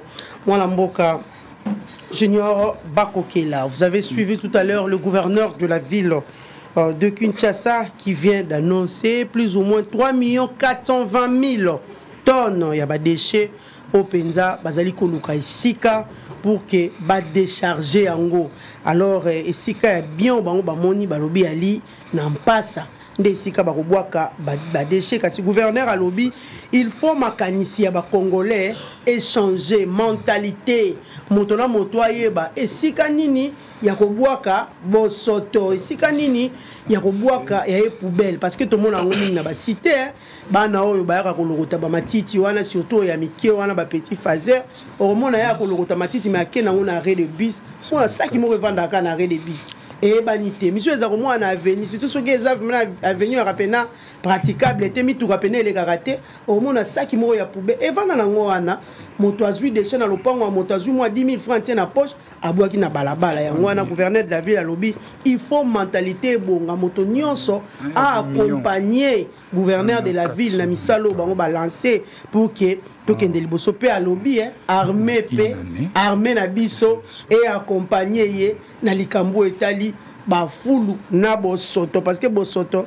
et kopesa maladie mwana mboka maloba epai na yo kasi moi ngonga moke na kopesa yo po sala moi rétropédalage par rapport ya sujet na biso tozaki na yango ya matali élection na ngambo ya Sénat. Très bien. Mamelo, encore une fois merci. Avant la quota sujet fin bah propos ya le gouverneur de la ville province de Kinshasa, il va falloir na zonga muke na Maïmatali Mambi Maïmatako Saleba na Sénat. Pour beaucoup plus na Maïmatali mon mboka Sama Lukonde bato ba mituni pona nini mokonzi mboka apporter choix na Sama Lukonde. Tout d'abord mokonzi mboka azali le seul l'autorité de référence oyo ayebi comportement ya bana nyonso na kati ya union sacrée. Et puis na ko rappeler la bande ko ete Sama Lukonde azali parmi ba rares Premier ministre, d'ailleurs, Nayoka, Kouloutou Nabiso, autorité de référence, autorité morale et présent attitré à Nouvel Élan, a félicité à mon amboka Sama Lukonde. A eu parmi les premiers ministres autour de l'amboka Nabisote. Ce n'est pas moi, c'est Adolphe Mozito. Il est vivant. Mais aujourd'hui, Sam, avec quel bilan? Laissez-moi parler, madame. Sama Lukonde Azali, parmi les premiers ministres, Toyoka Teke. Comme on a été en détournement, depuis que Moussa na primature, bimi. Jamais. Sama Lukonde suivait à la lettre, parce qu'il y a des collaborateurs, il y a le président de la République, le Premier ministre. Toyoka qui est dans Bilinga na Mokonzambokate. Que Kita Mata Mokonzamboka Salaboya l'obité, moi j'étais, bien sûr que j'étais investi par l'ordonnance du président de la République, mais néanmoins pour des choix, il faut l'Assemblée nationale. Sama Toyoka et Kita la Mokonzambokate. Moi, je crois que parmi mes collaborateurs, chef de l'État, parce que tout le monde est venu secret à collaborateur à mon il y a un comportement, il y a moko na moko. Il y a un comportement choix na Sama Lukonde. Moi, je trouve qu'on ne peut que s'incliner, d'autant plus que c'est le chef qui a porté son choix. Il n'y a pas un problème là-dessus. Mais une décision qui fait couler en Sali. Non, ce sont les gens mal intentionnés. Mal intentionnés. Bateau Oyo Balingi va tourner, va quitter bateau avant et comme. Maman, Ata Balongo Sikoyo. Et Kosala et l'autre côté, tu as deux poids des mesures. Tu as deuxième quinquennat. On a besoin de première élection et l'autre qualité deux poids des mesures. Non, il y a eu a contesté candidature à Sama Lukonde à l'objet que non, il fallait y faire la candidature. Non, grand Équateur, écoutez madame. Bon, je me réserve un peu plus que je me réserve. Il fallait Koyeba. Comment c'est fait-il qu'au les alliés opinion na bango, mais moins équilibre géopolitique à la base. C'était nuance on a qu'à déclaration na bango. Motona moto azui aye sika kasi pona nini balinga la phone bazui sénaté. Te mboko yo tolingi et le banc Kondo maréchal Mobutu Loba et Kolobo Moko Tatabo Moko Mokonzibo Moko Félix Santos de Chilombo. Bah, moi je suis pas. Vous voyez madame, j'ai aussi ma province d'origine. Moi comme Oyebi, présidence de la République ici et Zouami na province. Oyebi et à la province nini. Maman, chef à gouvernement ali à province nini. Assemblée nationale, moto ali à province nini. Ndep sénat. Ngai na linga kabilo côté que non parce que je suis de tel coin. Moi j'appartiens à toutes les 26 provinces de la République démocratique du Congo. Lorsque le chef de l'État a porté son choix, na dignifie Siamboka, on ne peut qu'accepter. Comment contester? Pour preuve, Maman Françoise Bemba, comme candidate, comme candidate rapporteur, il faut gérer quelques institutions pour le non, nous sommes satisfaits parce que nous sommes institutions. Non. On peut servir le pays en étant bourgmestre, en étant chef de riz, en étant ministre, etc. Pas forcément dans la carte chef de corps. Mais calcul politique, non, mais pour dire que non, espace Équateur. On propos on a ça langage que groupe skill ou on a battu qui yango. Et ça qu'on engagé population Équateur. Parce que population Équateur, balinga mokondiamboka pour un intérêt pendant que non parce qu'il est pour preuve, bah ça qui est 93% de suffrage. Ce qui bande un groupe de gens frustrés, lobby, ça n'engage que eux. Mais ça n'engage pas toute la province de l'Équateur. L'espace Grand Équateur, non. Maman Françoise, ça a un trail à l'espace Grand Équateur. Je crois dans les heures qui suivent ici à cause de la rapporteur et à Sénat. Parce qu'ils allaient choisir mon Kondiamboka. Parce qu'il y a un passage de répartition lobby, rapporteur. Et où dans l'espace Équateur. Équateur à côté d'un bureau, à taille de mais à côté d'un manœuvre était pour preuve, même l'Assemblée nationale.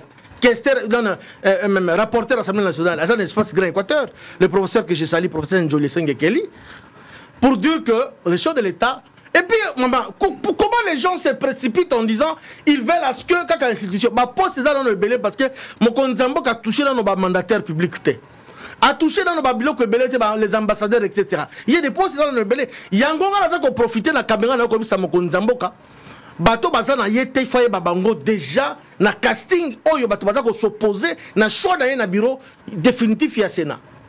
D'où il est nécessaire que bato na ba Mokonzamboka a tourné bango do avant que bango ba soit le devant ba tourner Mokonzamboka do to tomber erreur ya Joseph Kabila. Je vais lire un petit contenu. Voilà. Il y a déclaration, il y a ma fils, il y a Équateur.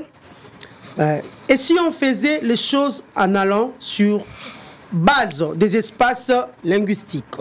Exemple. Caméré, c'est déjà l'espace swahiliphone. Grand Kivu, la Grande Orientale et Grand Katanga. Judith Souminois, déjà qui congophone avec le Grand Bandundu et le Congo central. Tshisekedi Félix avec l'espace Chilubaphone, les Grands Kasaï, soit Kasaï central, Kasaï oriental, Sankuru, Lomami, Kabinda.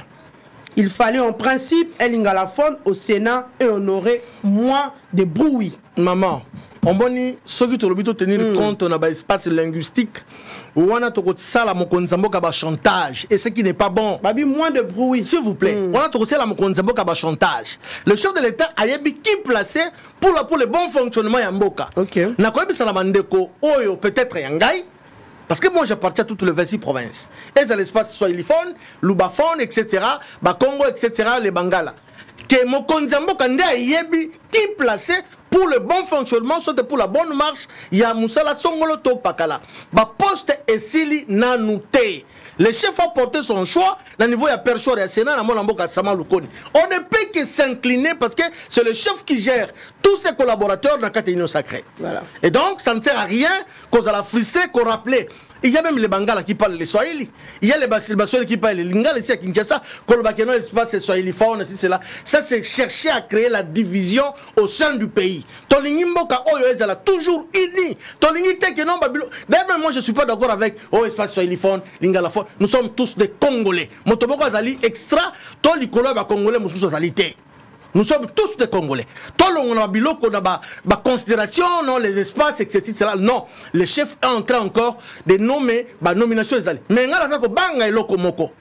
Comme dans le deuxième mandat à Mokonzi Mboka, déjà comportement, il y a certains membres de l'Union sacrée qui ont affiché, c'est la banque qui en 2026-2027 va tourner d'eau pour que le bakeno, to sal to sisa qui n'a été, pour que to ba postuler le bakeno, bilan na yeza ko engagé yemo. Il est temps Mokonzi Mboka à dénicher, PSA yebi déjà, banani bazali, côté les ministres dit baza contrarié, pourvu que ba remercier bango, il est temps ba quitter bateau. Nous, on va s'assumer jusqu'à la fin.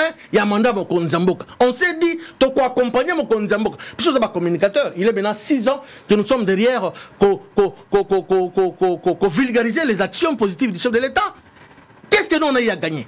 Mais on n'est pas là pour ça. Mais on dit, on doit soutenir le chef jusqu'à la fin. Nous allons faire un chantage. Ticket Bimi Yango Babité. Chose contre Ticket Wana. Il faut ça là pour que l'objectif est 2028, va tourner arme. Arme zate yamando qui c'est-à-dire que batel na Mokonzi Mboka babité bilan na yo eza ko engager yo moko biso toza ba candidat présidentiel et tout nous ne voulons pas ça, on doit s'assumer parce que dans le début à mandat Mokonzi Mboka toza ensemble là Tshisekedi et nous irons avec lui jusqu'à la fin. Honte à ceux-là au bangiba se dédouaner au nom voilà pour que ba benga moko na makas et nous on s'en fout ceux qui t'a Mokonzi Benga di bango ba congolais baza ebele baza derrière le chef de l'État, ils vont l'accompagner jusqu'à la fin. Là, Daniel Bumba a vu de ses propres yeux toutes les décharges publiques de la ville de Kinshasa. Très bien, bon madame. Moi, j'étais parmi ceux-là qui ont soutenu, qui ont fait campagne, hein, mais sur le plan média. Campagne à gagner. Dans ma campagne, dans ma média, dans ma moyenne, maigre moyen. Parce que tout le monde a bon côté. Maigre moyen, tous les cas, dans TV pour accompagner de Daniel Bumba Lubaki. Vie programme naïe après ça yango na Top Congo, excusez-moi, on attend à Combo Radio. Moi j'avais dit bon ça va, c'est un monsieur qu'on doit le soutenir. Et puis Colistien naïe azalaki muto ayebani, vie action ba œuvre philanthropique. Moi namboka Edi Yeli Molangi, on s'est dit bon en tout cas banangiringiri, la pesi babembo de côté Bazali, en tout cas Edi Yeli Molangi ou rien angiringiri. Bon on s'est dit bon ça va, on doit les soutenir. Mais tant que Tomoni la Dobi d'abord, tant et le chef de l'État, il a été investi par le nom du chef de l'État. À Longwe cabinet naïe, il y a gouverneur, oh ils allaient dans nos vivables. Parce qu'on a vu, c'est l'ancien gouverneur qui avait conçu ce bâtiment. À Longwe, il y a un bureau dans l'hôtel de la place. Ah, non, on s'est dit, mais, vu la Kinshasa, ils allaient au Lambeau. Tout est à refaire. Pourquoi pas économiser un bon bazar pour foutre dans l'hôtel Wana? Pour que ça, ne serait-ce qu'à venir Kamamba, ne serait-ce qu'à venir pédiatrie Zawabina, Kalembelembe. Maman, à Kinshasa, tout est à refaire. C'est bien beau, discours Toyoki Naye, Toyoki Yango. Mais à la chapelet à bonnes intentions, madame. Mais les actions, mettons mon action. Non, je ne refuse pas. C'est bien beau, madame. Moi, j'ai aimé. D'abord, Ngobila qui a été Kinshasa, ça fait plus d'une année, Ngobila. Babane so s'occuper dans la ville à Kinshasa te. Tolingi te qui opération ya na ngo wana ba bonnes intentions na ngo et sous kolokola Ngobila. Ngobila c'est permis de faire déplacer chef de l'État tina commune ya Bondalungwa pour na lancer opération Kini Mopeto. Suite la ngo za la Kini. Fin milelo na milelo. Daniel Bumba a ça ba idée malam. Na ngo critiquer nyo soté.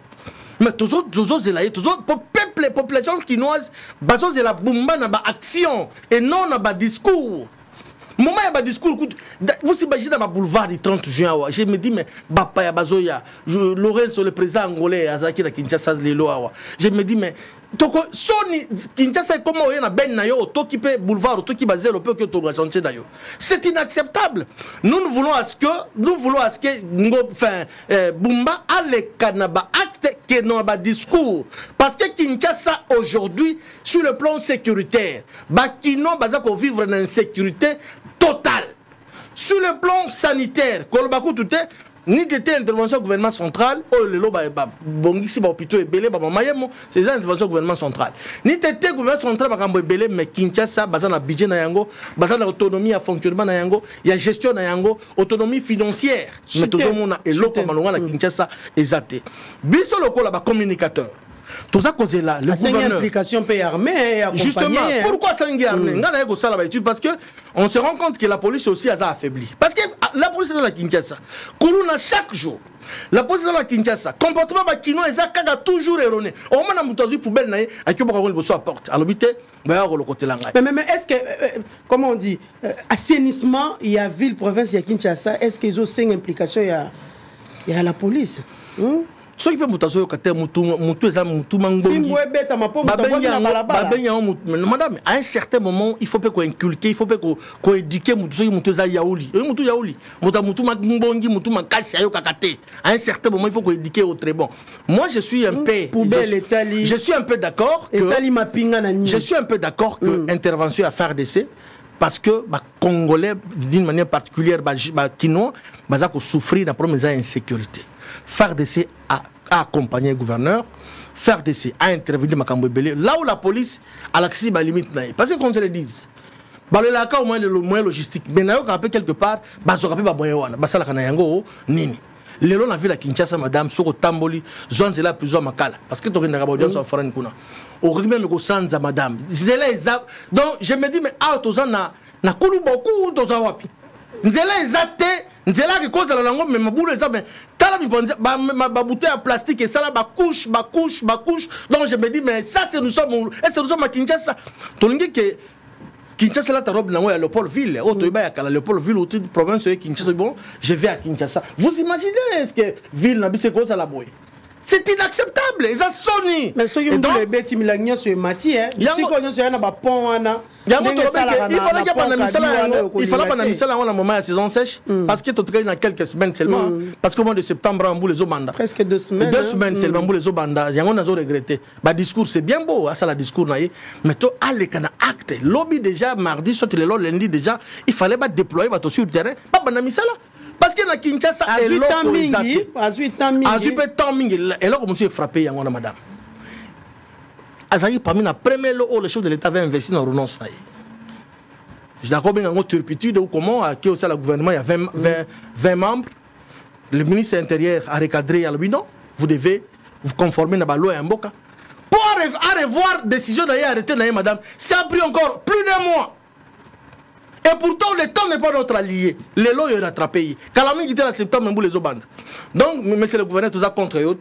Tout ça, l'ingo c'est la malam. Parce que Bakinois, Bosenga et l'équipe Makasi. Bakinois, Balbi, Balembi. Espoir et Tika Lepana, Yomo Namboka, Bumba, Daniel. Il est temps. En tout cas, l'équipe Ezaba s'est déployée sur le terrain pour que va résoudre. Mais 3 420 000 tonnes à l'obi, il faut babouaka. Bakosala yango. Na magie nini bakosela yango ndenge non c'est volonté zali madame exécution ce qui volonté zali je crois que ba moyen ba mitu que zali pour que évacuer j'aurais appris que ba trouver site mon côté à Pasakuna au ba négocier ba imondis kuna moi je crois que si y a la volonté d'ici 2 semaines soit maximum 1 mois toki un peu ko pesa mo image ya kala oyo Tango Dani, l'ancien gouverneur, comment il s'appelle encore Kimbuta. Parce que Kimbuta, les gars qui même maintenant Ngobila. Ngobila n'a rien fait à Kinshasa. Qu'on se le dise. Dans la problème Ngobila, dans la problème Kimbuta, mais Kimbuta, les gars qui n'ont Ngobila. Ngobila, Tike Libiso, vraiment, ils ont Sony. Nous voulons que, mon ambo Kanani, le gouverneur Daniel Bumbalubaki, a relevé Pontonon parce que rien ne va à Kinshasa. Et surtout que, à outil d'abord. Yemo wa Kimi bureau. À outil d'abord. Yemo wa Kimi Nagati bureau. Yango to comme na badoute, hein. Ce qui a qui vraiment, parce qu'Azam a eu de pèse. Ce qui a quitté, là je m'excuse. Azam a eu de pèse. Tous les gens ont acte. Dans la mobile, je me réserve. Azam a de bien mandon naïe. Tout peut s'aimer à temps. Comme il y a un bandit qui est sur le terrain. Voilà. Merci beaucoup, mon Mboka. Merci, mon Mboka. Claude Ngoma. Kinshasa est très sale. Il va falloir y débarrasser près de 3 420 000 tonnes de déchets dans les 24 communes. Avant de lancer l'opération coup de poing, Tomoni Lolenge gouverneur Penza à Tamboli, na moi Bisika Ebele, à Tamboli babi à Tambola qui na centre ya Mpasa, akendaki pe na veni Oya na commune ya Kitambo, akendaki pe na rond-point Molar na commune ya Bandalungwa, à Tamboli na ba station ba transfert ti na Mapezo na commune babiti na rivière Kalamu dans la commune du même nom. Donc à Tamboli moi Bisika Ebele pour ayer ba effectivement Sika nini, il faut Penza ko déverser batoni ya ba déchets eleki mwa mingi. Maman Nangai, tant que Sarabino que Bumba c'est un gouverneur démagogue, Batubandi Mahangate. C'est un gouverneur démagogue. Et un gouverneur démagogue ne peut que vous produire un programme démagogique. Naza cohérent. Oyo Bumba ko sala et ali politique, il y a make-up. Il y a cosmétique. Na sepeli sabato, na kiti na terrain. Non, non.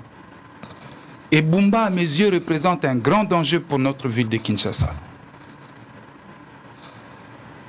Bato bako lobazo la la pongi, nga na kokende na bato wana ndengwana te, na kokende na ye na fond ya likambo ya gestion ya gouvernance ya ville à Kinshasa. Bumba arrive à la tête ya ville à Kinshasa. Bumba zan a temps matériel te.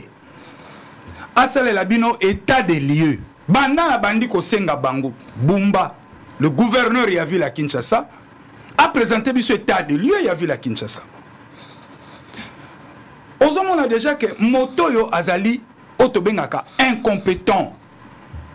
Avant que Abanda ko bimisela biso ba programme na coup de poing, eloko ali boso Bumba lingaki ko sala ezali état de lieu. Na état de lieu nde et ko permet et ko renseigner sur la vie de Kinshasa. Naba actif naba o mususu ya ekokuta. Par exemple un état de lieu. Bumba lingaki oyebisa biso ke ngobila atikelié motu ya boni na mbongo ya tere ya ville. Na kesi ya ville Bumba kuti combien? Eba niongo oyo pengo bila atikelié eza ya boni. Azu ville n'état nini. Motona na procédé n'état de lieu te. Abandi kosala Simba watika yebisa ngai moto wana boko pese confiance na yebisa bato kelasi mayele ya kelesi e ali mususu mayele ya mosala pe ali mususu. Bumba na bengi ye charlatan. Bumba a komi na matete à la population matétoise, na kotongela bino 4000 km ya route. Démago, lokuta monene o baimba na MPE. 4000 km de route. N'imagine. Et alobi yango bo sans chiffrer. Abandeli yango lisusu na descente na ye. Na kokende na ye na chiffre na kati. Na ko démontrer na ye. Parce que ma collaborateur n'est pas le Claude Ngoma na limo tema mabe na lingi été nazo la ki sasiko incompétent. Oza déçu Claude Ngoma. Non, naza déçu te parce que la période il y a campagne to mona ki lolengo ki ko beta penza c'était pe ko beta tolo. Te omoni pona Bumba parmi bato ba présenter ba asi ya Bumba. Omoni ngai Claude kende liboso pour moi na mobali wana aena makanti ya kitoko surtout le solo ya ko déplacer ville kende na ngambo ya Maluku. En tout cas, là, vous avez applaudi, vous avez apprécié l'axe que vous avez présenté. Maman Nangai, ville à Kinshasa, il y a un terrain à Bali. Ngana Zaiki na kati équipe, il y a préparation, autre bien équipe en Bumba. Joueur autre banda ko compter les rozomone en entraînement, azo ko sala moi bien, mais les routiers na kati ya terrain beta Bali, moi tia mongete ate. Pema na pema. Na 6 mois lycée, on a pour bato ba comprendre. Na soutena kaye mais na moni kazali incompétent sur toute la ligne. Na kosuko be na malobate nazo kenda na fond ya programme na ye 100 jours to ko be la incompétent nazo 100 jours na yo ko e bango ndengeni ngai Claude Ngoma lelo na komi patron à Bosolo. Quand on a komi patron à Bosolo sengel na ngala sala état de lieu avant toute chose. nakuti ba caméra boni, personnel baza boni, mosolo ya caisse ya entreprise nakuti yango boni, baza na banyongo boni. Oyoki Bumba asali yango? Oyoki asali yango? Et je oui dire, il paraîtrait que Ngobila aurait laissé à la ville de Kinshasa la dette de 165 millions de dollars. Bumba nde mtakoka koyebisa biso vérité parce que ye mtakoti wana. Na lobi na ono kokende na na gouvernance na fond. Bumba lobi na biso bakolongola 3 420 000 tonnes ya déchets. Na kene na calcul simple. Soko zui o ya lobi na biso journée moko ville à Kinshasa et produisaka 10 000 tonnes. Na 10 000 tonnes sur Betiango x 7, ça te fait 280 000 tonnes. Non, qu'est-ce que j'ai dit? 10 millions de tonnes sur Betiango x 7, ils ont payé 70 000 tonnes. Parce que ça par jour. Au Betiango x 4, voilà position il y a journée. Aujourd'hui 70 000 tonnes. Oyo, ils ont à semaine. Betiango x 4, poteau dégagé à mois. Ils ont salaire au total 280 000 tonnes. Multiplié en x 12. Ce que ça calcule bien, et 3 360 000 tonnes. Yebumba lobia kolongola combien? 3 420 000 tonnes. Na kena esiko na faisabilité. Na moi mon copo au dégagé au longola salité. Il y a 280 000 tonnes et ils ont coûté 18 millions de dollars.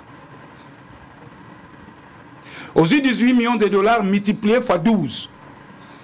Ça te fait 360 millions de dollars. Ouais. Ça te fait 360 millions de dollars. Alors que la législature passée, avec exercice budgétaire, il y a 2023, en ressources propres, Ngobila comptait mobiliser 1 762 millions de francs congolais, estimé près de 850 millions de dollars. Mais en ressources propres, en recettes propres, Ngobila n'a mobilisé que 200 millions de dollars. Nazukaka, exercice budgétaire, il y a 2023. Sans compter 2022-2024. Même Kimbuta, quand il était gouverneur, à Tikalako, comme à jamais la mobilisation des recettes, il y a 300 millions. Aux 8 programmes, il y a Bumba. À l'Obi Nabiso que exercice budgétaire 2024, enveloppe Naïzali à 577,6 millions de dollars. Nous avons dégagé calcul là où il combien? 360 millions de dollars. Problématique est alliée à Izanine. Comment Bumba peut nous mobiliser cet argent? Intention est bien. Mon solo, on mobiliser pour l'Angola. Mais maintenant pour vous, cette démarche à Bumba, na misolo yo tangi wana eko simbate. Mais eko et d'ailleurs, Bumba a calculé 342 millions de tonnes. Il y a salité à Kolongola. À une échelle, il y a 1 mois et il y a 14 mois. Mais alors que tu en accumules, il y a 2 ans, il y a salité à Kisasa. Pongo Bilatika Kisasa salité. Cumule les ans, il y a 2 ans et demi. Et à côté de ça, à cause de Yango, wapi. Mbongo, on mobilise ndeni. Même Tassoka Lobi n'a pas aucune réforme. Ce n'est pas ce qu'on sait la réforme, mais le lobby aux yeux, résultat. Résultat et réforme sur une période donnée. Justement, il y a un lobby que Bumba va gérer la ville. Mais Bumba, nazo la sabino noir sur blanc qui a causé les l'autre côté. Atinda batune baya wa débat autour de budget à ville. Atinda batubaya. Ou on a un tel secteur moko ya salité, salubrité. Ce que lobby construction na Bamba Banzela. Et on a bien charlatan. Ah ça les loroté muta 5e implication et armée. Non mais maman nanga, on a encore les alliés pena. Oui maman nanga yi. Si on a tali Bumba, mapinga bakota makambo ya assainissement ya ville. Na komi ko kota doute na classe à Bumba. Na komi ko kota doute mutako komati na niveau anate. Quand texte l'armée et ya ka rescousse na ba concitoyens, c'est en période de paix. En période de guerre, beaucoup qui jamais kozwa, bosse na rescousse armée. Parce que nous avons la police. Mission ya l'armée ezali kobattre la miniele ekolo. Mission ya la police ezali kobattre la bakongomani na biloko na bango. Ce qui est, et d'ailleurs, nakoyebisa même le chef d'état-major Oyamba qui Bumba qui est erreur. Donc Bumba ayebi même pas que l'armée est décentralisée. L'armée est organisée en zone de défense. Donc, il y a yebi yangote. Allez, moto boye boye bisabiso, topé ses confiance. Armée ezali répartie na ba zone de défense. Bumba yebi yangote. Alobi pasengi rescousse na bango ba pesa bango maboko. Ba ko pesa maboko na nini? Azoko kamba mboka na makanisi na ye nzoka mboka kamba makana mibeko mobeko nini oye alobi oye epesi mpifo a recourir na l'armée. Même ceux qui te lobby patrouille mixte il faut zalana eloko moko ozo sala ke yiki kezali na mboka pour que l'armée et la police basa la patrouille mixte. Kuluna ezali délinquance juvénile. Cette question fait à la résolue entre la police, province et ville à Kinshasa et les gouverneurs. Dans un cadre d'échange permanent. Pendant que tu as la faisabilité, il y a quoi éradiquer le phénomène au Wana. Mais écoutez, Bumbazo Memabiso api. Bozo kitsabiso tina niveau nini. Ya wana obino même kelasi na ye. Chité. Na komi kokote yango doute. Chité. Et en plus maman nangai. Tala Bumba tango azoko kitana nzela. Yango moni politique a cosmétique. Ngulu pa ya bato nyonso ba ko landa e ba ko tambola ne. Balandela ke nini? Yo moni ba ministre était na sima. Yango na ngulu ko nyonso na balandela ke nini? Ba provinciaux nyonso ba na sima. Yo moni ba moto. Populisme. Politique ya make-up. Moi c'est à cause de longi ba bouton belé l'air à make-up a komi kitoko. Bolo la ye mena kati mboma ropola. Bumba doit nous dire, il doit nous rendre des comptes. Entreprise turco-libanaise où ils ont salami salaire et réfectionnement et hôtel de ville. Basu marché avec toute opacité. Bumba il faut que ça coûte. Il y a des travaux et il va payer cet argent na moyenne. A ko fout entreprise on a en moyenne. Bumba il faut que ça biso. Et ali mbongo na été à poche na été et ali mbongo ya bakinois. Tobeta ki awa CTA on a obi boke ba détourner mes bandi. Ba montage financier bandi. 200 millions de dollars. Mbangu babimisi démenti.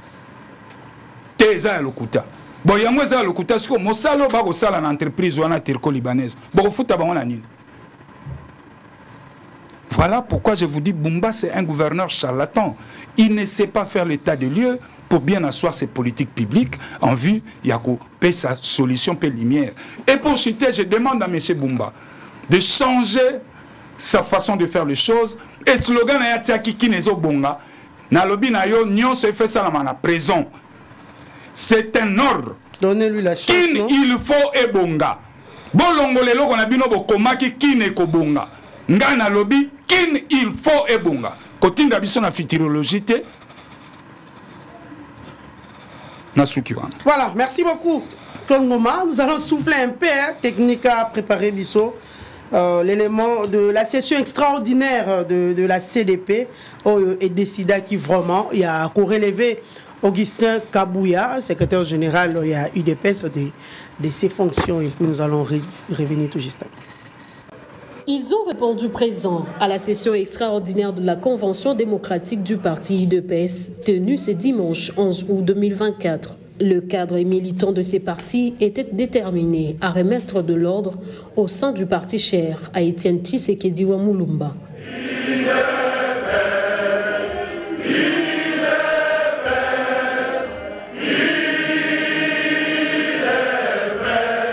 Avant la sentence sur le sort d'Augustin Kabouya, le bureau de la Convention revient sur la portée de cette session extraordinaire.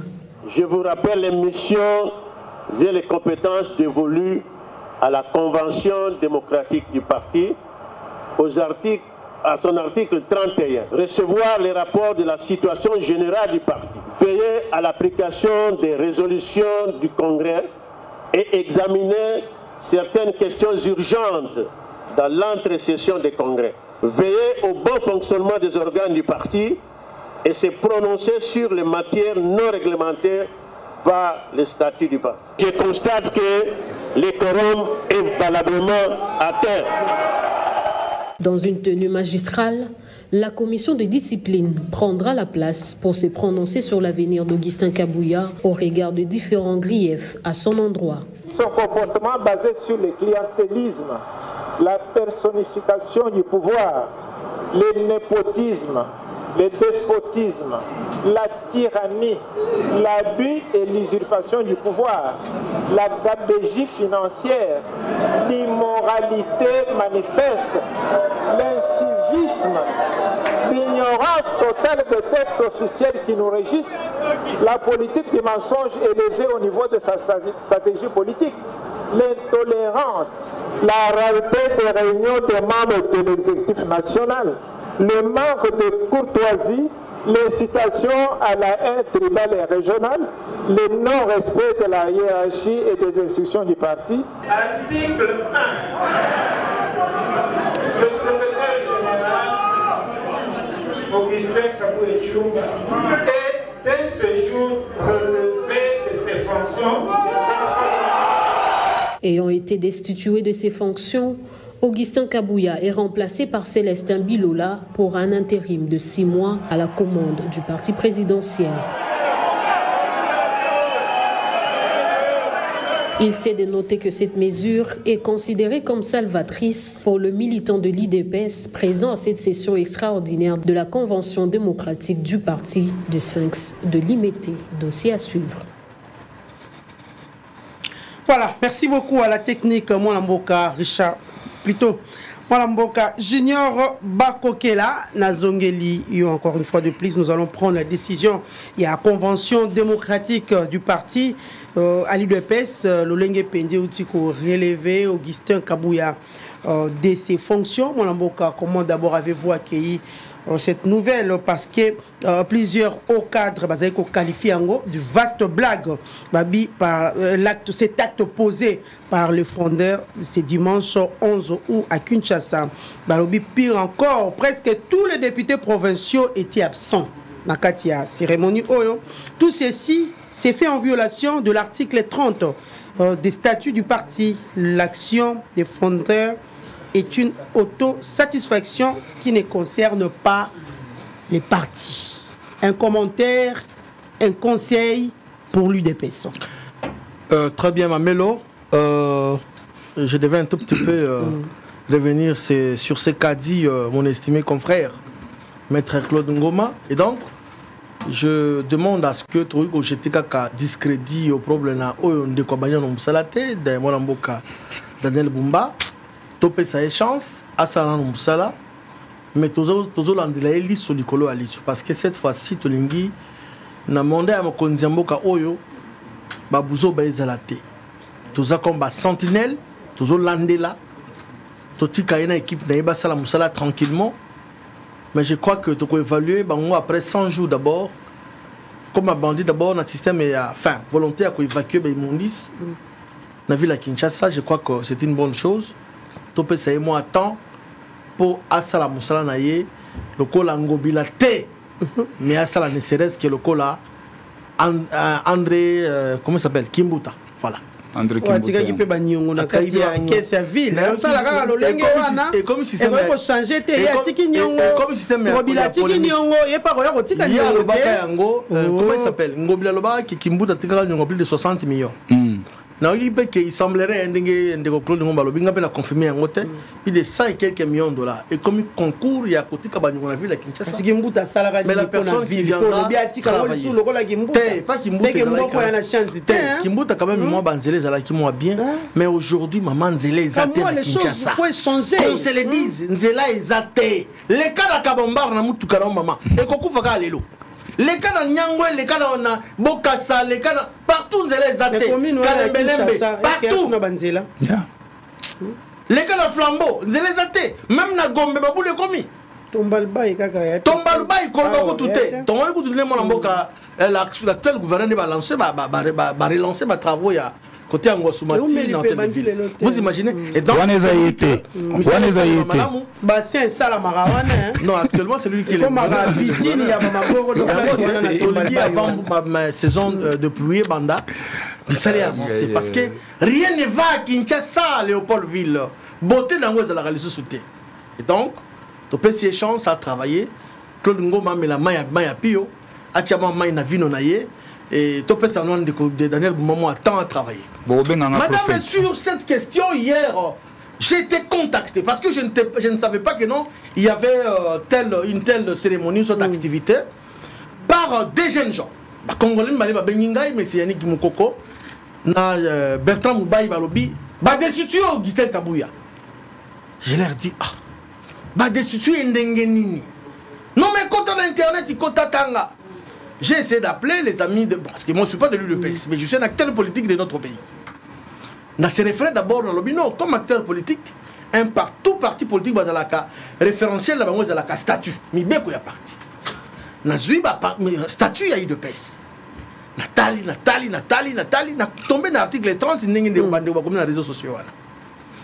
Seul le président national du parti ou son délégué a le pouvoir de convoquer l'activité on a ya CDP. Na pointé dans le bi awa irrégularité cause la a. Na yeba kité que bato pe ba ko komana ndenge ba komeli wana. Il est bien beau yakobo parce que mandat ezalaka mandat. Mutu moko lo baté gaza éternel c'est qu'on a fonction à pouvoir takaye na ye non à un certain moment ko sala à un certain moment ko na souka soit par démission OK d'ailleurs.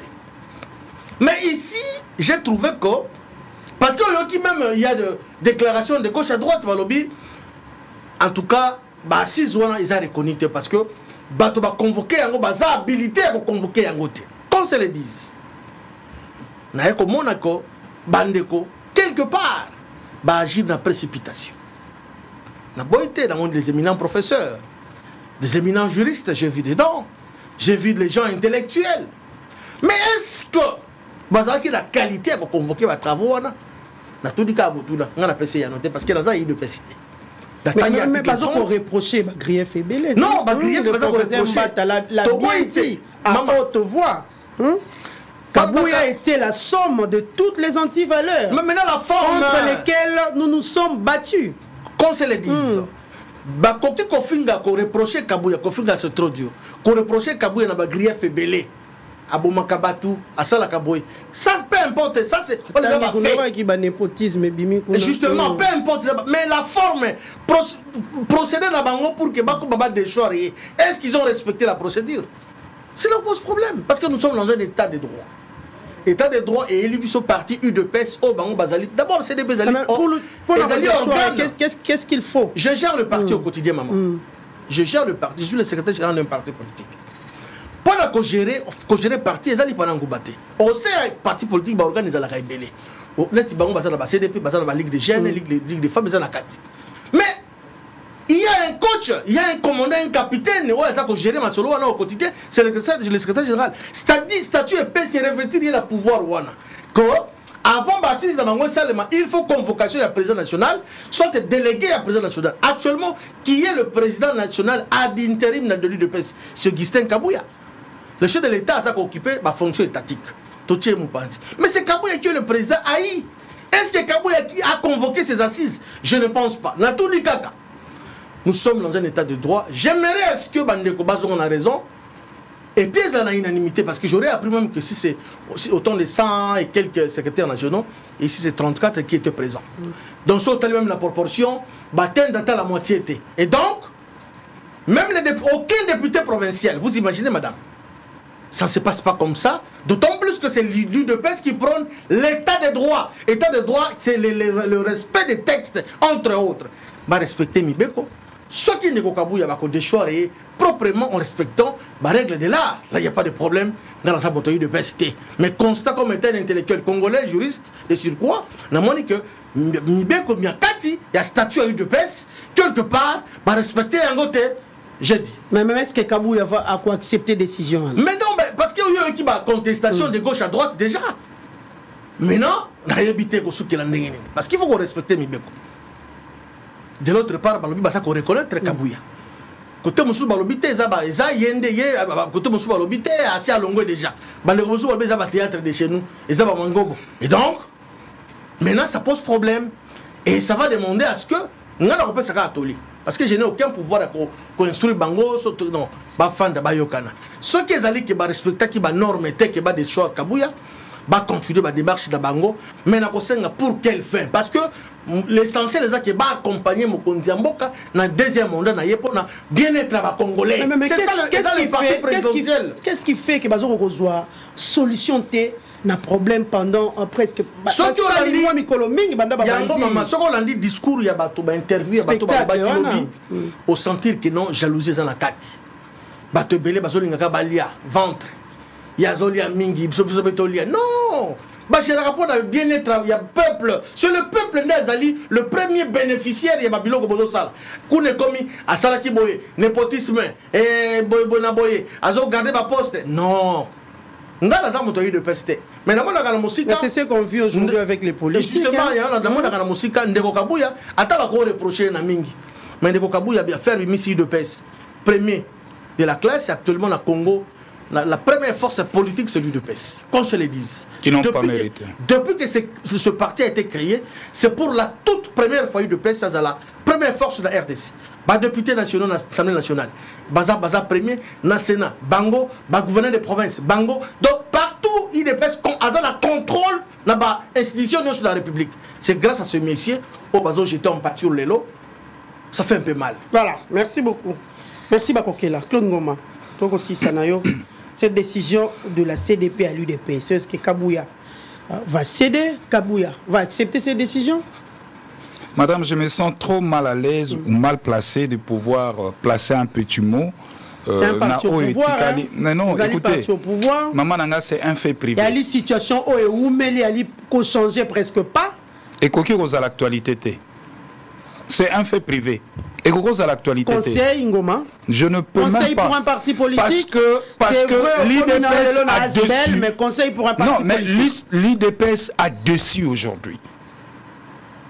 Et na koki ko lobali loba mon côté pour napesa bango conseil ni na kopesa bango tant on a lobaki avec Kabouya esengelaki azala liboso bazuzi na maloba nyonso ba sortie médiatique nyonso sala bayoka biso ba komi ko so na bango et tel biso na nini oui la place de la population la place de la population maman nanga ko so na wana population ko bénéficier nini mais yango na lobi ke moyen ko na tia malobeza te moyen na commenter za te poser actualité te. Au moins, il y a des personnes qui ont pango dans le quartier.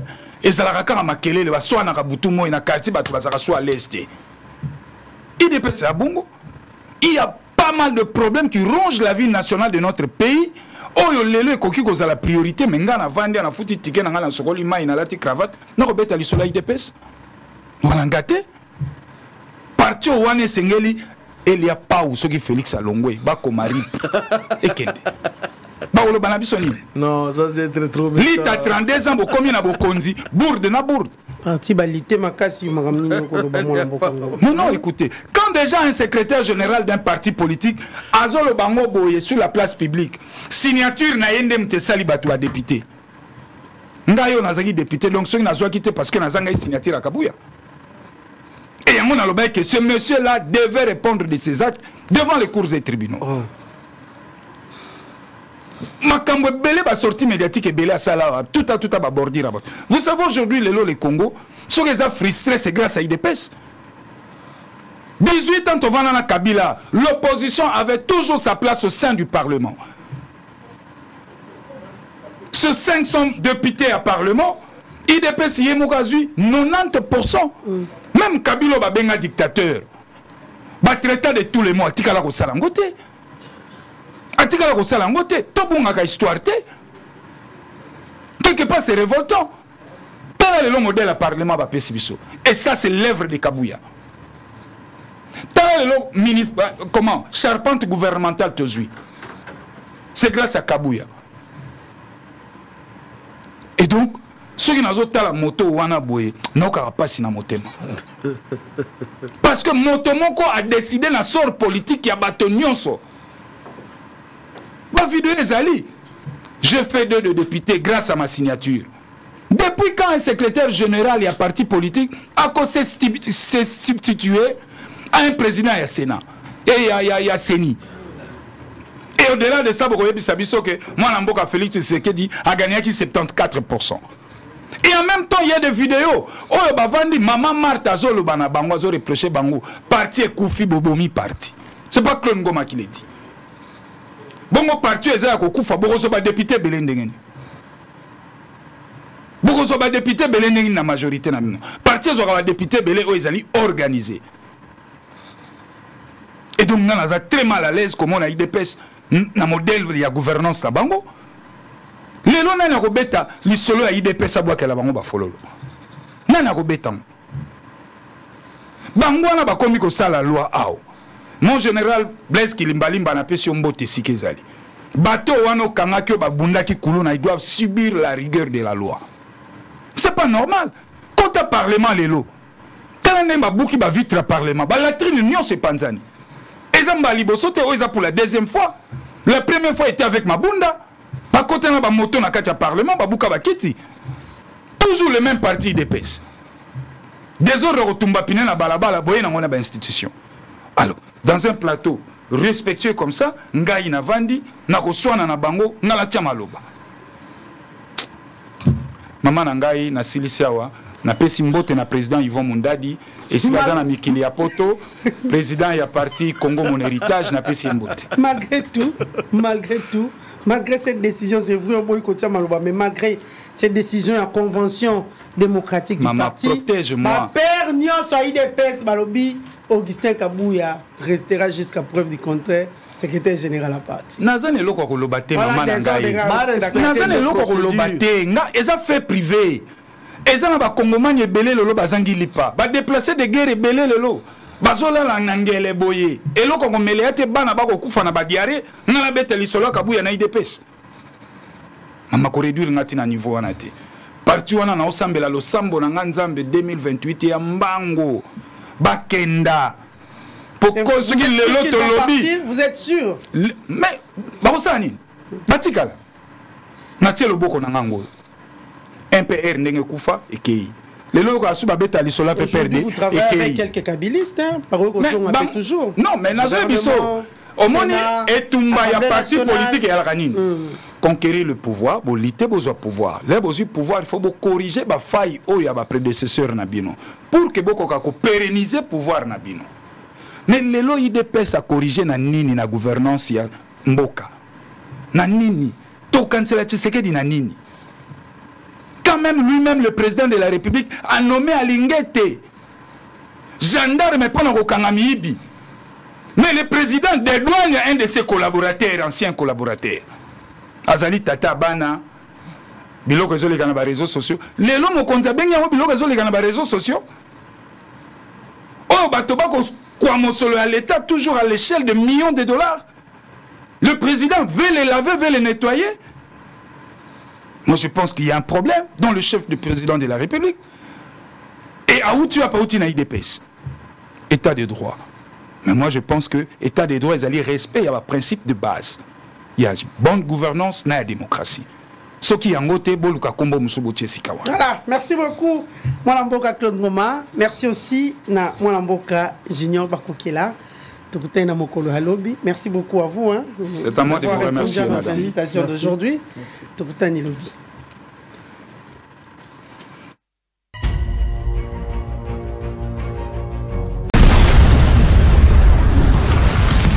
Maman nangai eyeo bozelaki bolukaki bosengaki yango eyeo boza deja ya kosepela poto na poto, Canada na facilité. Jouer et gagner à l'entrée Express Canada. Tu es la tête et non la queue. C'est la promesse de ton Dieu. Dans tes chances, scénario ya vie en jouant à l'entrée Express Canada. Vivre ton avant Canada et après Canada, net na film. Singleton, $10. Couple, $15. Famille, $20. Ya famba. Prise en charge assurée. Yalarara, entreprise Fou de Jésus Business, Namboka Oyo. Adresse César Moko, avenue Popo Kabaka, A2bis, entre la banque BCDC et Maison de la Bible, Maison Fou de Jésus Business. International en plein Matongé, au grand carrefour de Kinshasa. Plusieurs catégories de chambres, bureaux et appartements climatisés avec Wi-Fi et TV, n'a faux prix. Petit déjeuner y compris dans son restaurant aux spécialités variées avec réduction des prix pour naba clients Oyuba Fandina Hotel. Ascenseur ultra moderne, disponible en permanence 24 heures sur 24, vous amène à tous les niveaux. Yaboina Matongé et Salaté. Notre adresse A4 Ikelemba, quartier Matongé, commune des Kalam. Téléphone 084 710 99 99 081 600 8000. Hôtel Saphir, beau cadre, bel emplacement, bon prix et beaucoup d'avantages. Bienvenue à tous.